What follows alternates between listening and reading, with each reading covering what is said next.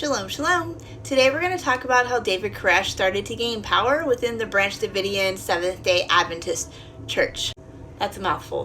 Now, if you're new here, the Branch Davidian Seventh-day Adventist Church was a splinter sect of the Davidian Seventh-day Adventist Church, which was a splinter sect of the Seventh-day Adventist Church.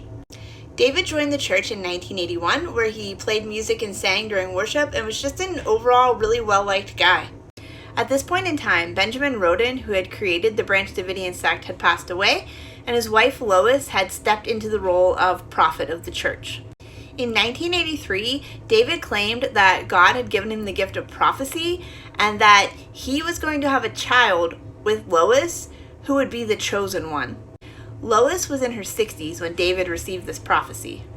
Some of the prophecies that David was getting from God were messages that directly went against some of the teachings of the Seventh-day Adventist Church.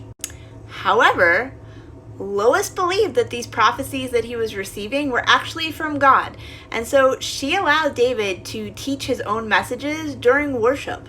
You know who was not a fan of this? George Roden, who was Benjamin Roden's son, because he thought that he should be next in line to be prophet whenever his mother was no longer the prophet. He viewed David as a direct threat to his rise to power, and this began a long-standing war between the two of them.